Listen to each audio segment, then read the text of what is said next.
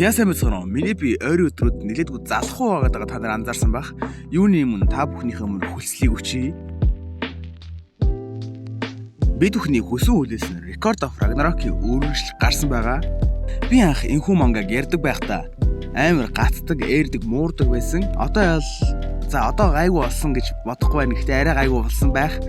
Тийм. Угаасаа тэр бишгийг хийж бараг ойлгоогүй байх. Тэгээд би тэр хоёрын тулааныг яг гоё ихнээс нь дуустал нь ярьчих гэж бодлоо. За бас логикийг backstory орно шүү.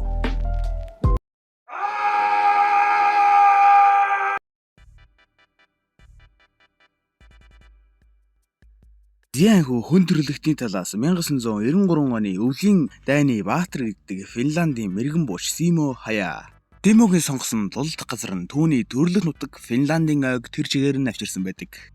Бурхтын талаас Локи савсагнаатж байгаа мó татаатж байгаа мэдхгүй алцагнаал гарч ирдэг. Локи тайлбарлагчийн бүрийг гаран дээр үүсгэж шууд нэгэн зүйлийг хэлдэг. Нуудаа хэрэггүй, би чамайг угаасаа ялна. Чи харин зүгээр л эртгэл шиг буугаад өгчих. Локич би сануулсан бол болоо. Одоо тулааны эхлэе. Гээл өнөө нэг 3 хөлбөрөө гаргаж ирдэг. Мэдээж түүнийг нарсан хүн төрлөختөнд байхгүй бурхад хүртэл угаасаа шоконд орно. За Симо тэрнээс асар хол нуугдж байгаа учраас Локи олохгүй нь тодорхой. Тэм учраас Локи өөрийнхөө бүгжийг талиад бүр 10 биш 50 биш 100 ширхэг тэдний хуулбарыг гаргаж ирдэг. Локигийн чадварыг манай үзэгчд бол мэдж байгаа байх. Тэрээр өөрийнхөө гараар хүрсэн хүн амьтан эд зүйл бүгдийг хуйлж гаргаж ирж чаддаг. Зяанхүү Локи бурхтын аймаар цагаан хөлт рүү дайрахад тэрээр нэгэн ширхэг сумаар бүхэлдэн айрмын бүх гишүүнд нь хээж чаддаг чаддаг. Нэгэн сумаар ийм их хийл хийчихээр мэдээж үзэгчд гайхан шүү дээ. Юу вэ? Яач вэ? Энд одоо 900 ар байгаа мүү гэл те. Гүэ тэгсэн чинь яасан бэ гэвэл нэг ширхэг суман дотор мангар олон жижиг хэсгүүдийг агуулсан сум байж тардаг. Зяа ингээ Симогийн backstory руу орж байгаа юм. Финландийн эсрэг зөвлөлт холбоот улс 1939 он.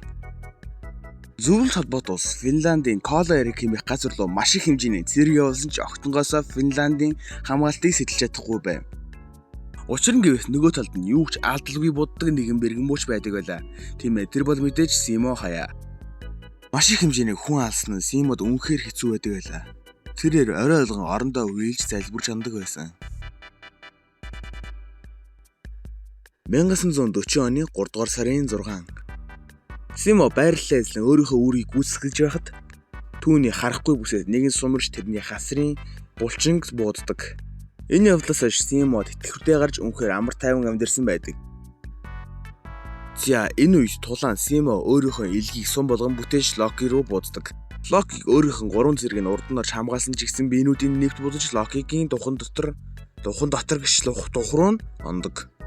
Зяа ингээд Локигийн backstory руу орцгоё.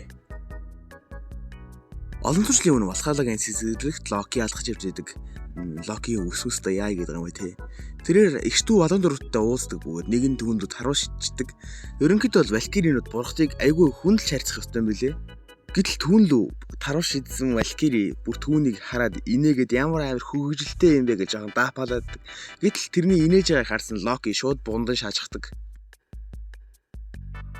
Өдөр болгон түүний инээмсэглэлийг харахын тулд хөвгөлтэй гэж зүйл мэддэггүй байсан Локи маань хамгийн хэцүүдэлтэй ядаргаатай бурхан болж хувирдаг.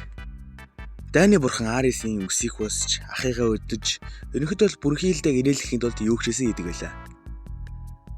Нэг өдөр Локи цэцэг барин бүрхэл дээр явж идэг. Гэтэл түүний нүдэн дээр тэрээр өөр нэг бурхантай хөдөлсөн явж байдаг. Түүнийг харсан Локи хардаад тэр хөдөлсөж явж исэн бурханыхын лувыг нь алчихдаг. Бас дээрэс нь өөрийн аав Одиндоо хэлж бурхан болон Валкири ингэх ёсгүй гэж тэр хоёрыг салгадаг. Энэ явдлаас хойш бүрхэлдээ Локиг харах болгондоо жигшдэг болжээ. Локи ахиж хийзэж бүрхэлдээгийн инээмсэглэлийг хараагүй юм. За энэ үед угаасаа Локи өвхөөгүй байдаг. Түүний араас Hercules зэрүүлж урдаас нь өөрөө зэрэг тоортой дайрдаг. Арт талынхын Hercules дотор Локи байгаа. Ерөнхийдөө Локигийн төлөвлөгөө нь урдлын аяр дээр старж байх оронд ардаас нь Локигийн таслах байдаг. Энэ үед Жак тулааныг үзэж байхдаа 7 минут 49 секунд. Энэ үед л тулаан дуусна гэж хэлдэг. Тулаан харин цагаан хүлзүүгээр л араас дайруулна гэж байх үүнийг нь мэдээд ардлынхаа Hercules руу буудах гэж байхад нөгөө дахиад унтсан байхад дахиад дээрээс нэмж буудах гэж байхад дээр нэсэн хэрэг бас дээрээс нь Локи болж ураад араас нь дайрдаг. Тэр хэрэг нь одоо жинхэнэ Локи шүү заяа. Тэгэл Сим асар урдан хөдөлж өөдөөс нь буудаад Локи ч гэсэн өөдөөс нь хадуураа явуулаад тэр үеийн дайралтуудыг бие нэгээ зэрэг онох шахдаг.